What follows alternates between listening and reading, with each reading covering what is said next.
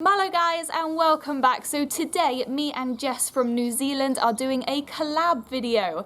So I'm going to be answering 6 questions on my channel. Jess has got 6 questions on hers, so I'm going to leave her link down below if you guys want to head on over to her channel and see the other questions that we are doing.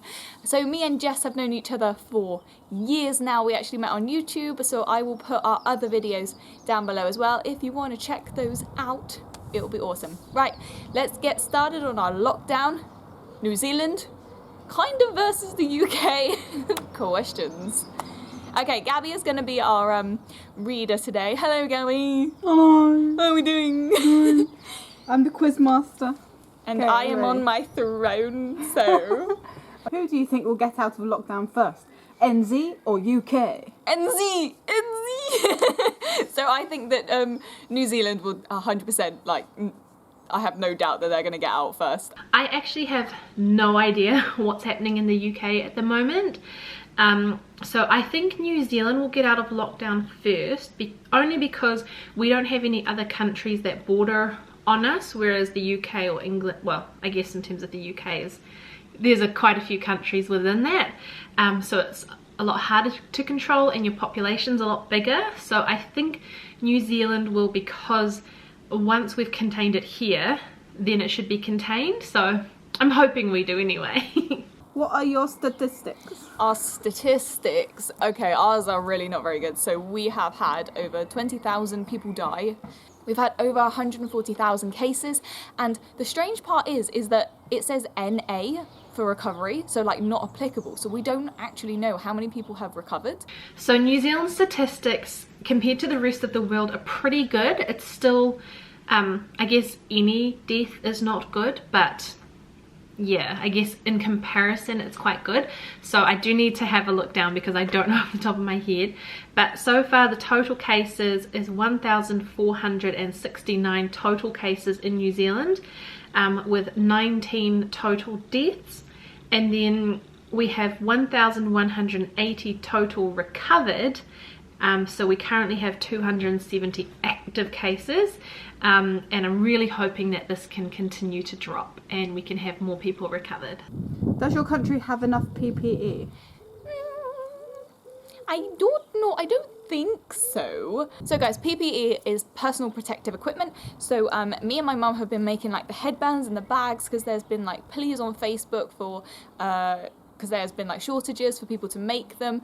We've also had like a massive import from Turkey of like PPE stuff. So I don't think we have enough, but we might be getting there. In terms of whether or not New Zealand has enough PPE, based on the information that's come out from the media, I would say yes. However, I don't work in an industry or a essential work that requires PPE.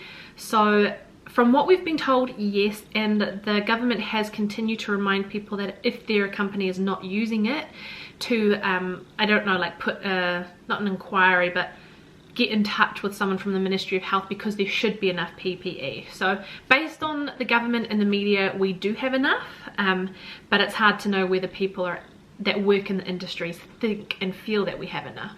What's been the hardest and the best thing about lockdown? I think the hardest thing about lockdown is not going out. Like, I am a really outdoorsy person, and I love going to like national trusts and like garden places and things like that. So that's been quite hard. Like, we literally haven't left the house for 5 weeks. Like, I know you're allowed the hour exercise walk, we're not even doing that. So that is probably the hardest thing. The best thing is not getting stressed. Because apart from the obvious thing to stress about, there isn't really a lot to stress about. So yeah, it's been nice. Ooh, what's been the hardest and the best part of lockdown? I think the hardest part of the lockdown has been, I mean, in all honesty, for Trav and I, it hasn't been that difficult. I guess not seeing friends and family.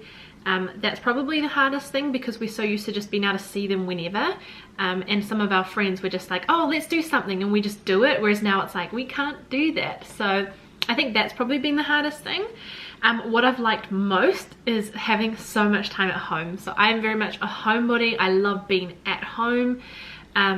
So that's been really nice, just to be home, have more time at home, not having to travel to and from work means that there's more time to do things during the day. So we've done a lot of stuff around the house, which has been awesome. A lot of stuff that's been on our to-do list for ages and we just haven't had the time. So I guess just having more time and just a slower pace has been good. Jumping back to something I dislike as well though, I have been working from home, which I'm extremely grateful for that I can. But it has been difficult working from home because you can't have those quick chats you'd normally have with someone from work. So I feel like it's a lot harder to work from home in terms of communication. But overall, I can't say that there's anything that I really could complain about or really dislike in comparison to how some other people have got it. So yeah, something I've liked, I guess, is the fact that I still have my job as well. What will you tell the next generation about lockdown? That everybody stocked food. And toilet paper. That everybody stayed indoors. We weren't allowed out. You couldn't even see like family if they lived away. But that communities came together. So yeah, there were ups and downs of it. So like even when neighbors come out, you like talk from over the road, and people saw friends over like Zoom and Messenger and things like that. So it was, yeah, a completely different way of living, but something we're all coping with, I guess. So what will I tell the next generation about lockdown? So I think I would describe it, in all honesty, in a positive way about the lockdown specifically, not COVID-19 or coronavirus. In terms of the lockdown, I think I would tell them that it was a really good time for people to reflect on what's important. Having to spend all your time at home other than for essential items, it kind of makes you reevaluate what's important in life. And I know that sounds like a bold statement, but you get to see what you actually need in your life. And New Zealand has very much been focusing on physical distancing rather than social distancing. So staying, 2 meters away from people, but making sure that you're not social distancing. So still keeping connections with people, reaching out, having video chats with people, calling people on the phone. Yeah, they've been really emphasizing not letting people be alone. Everyone has heard about the panic buying. What did your country stock up on most? So our country stocked up on toilet paper. There was literally no toilet paper. Pasta. I mean, I went in like a few days before lockdown happened, and like there was absolutely no pasta. But being from an Italian family, we buy in bulk already, so we've been fine on pasta. But yeah, that's really strange that there was no pasta. Tomato sauce that goes with pasta, that was gone. Curry sauce, the weirdest one. I was like, oh yeah, curry. There was no curry, so curry. And then just from like Facebook posts and things, nappies and like baby formula. Bread? Went. No, it's been bread. I mean, it might not be the bread that you want, but That's the bread you'll get. Yeah. You get what you're given. People panic bought. I feel like you saw articles all around the world of what people were panic buying, and I feel like it's probably similar in most places. I think toilet paper definitely has to be number one. I don't know if it's the same in the UK, but definitely New Zealand, and I know Australia, it's just toilet paper got bought so fast. People were stockpiling toilet paper, and it makes no sense because you're like, why are you stockpiling toilet paper? That was definitely, I think, the number one thing people panic bought.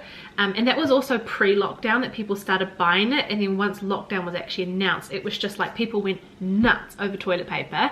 And then the second thing people panic bought, it's kind of died off a little bit now, week 5, is flour. All of a sudden everyone, not all of a sudden, but everyone wanted to start baking, which I think is so cool. But yeah, people, I don't think that bake often underestimated how much flour they needed, or overestimated I should say, and they went and bought all the flour. So there was constantly waiting for flour. I can't think of anything else that was like in the media, but definitely flour and toilet paper people panic bought here. So guys, I really hope you liked this video on New Zealand versus England. If you did, don't forget to like, comment and subscribe. Head on over to Jess's channel, subscribe to her, like her video and have a watch of the other 6 questions. So guys, we'll be seeing you in the next video. Cheerio and bye Quizmaster Gabby. Bye! Bye guys. Hey guys, so, oh sorry, did I just I just stepped on a lamp. Never mind, I thought I stepped on Gabby. So we have literally just finished filming the Q&A of New Zealand versus England on my, I don't know what you call it, pillow, bucket, throne thing. So yeah, I hope you guys liked it. It's a nice sunny day with my very burnt back. It's so burnt, guys. It's so red. You want to see my burnt back, everybody? I don't know if you'll see it in the sunlight. Yeah, you will. Look at that. Oh. Oh. That poor baby. But it's come from digging our garden, look. We were out in the sun digging, and now I'm burnt. Oh well. Cheerio, everybody. Have a nice sunny birthday. So guys, before I go, I'm just going to quickly answer John's question that he posted on the lockdown Q&A, and it was, what do you suppose will be the first place you'll want to visit after lockdown? Oh, that's a really hard question.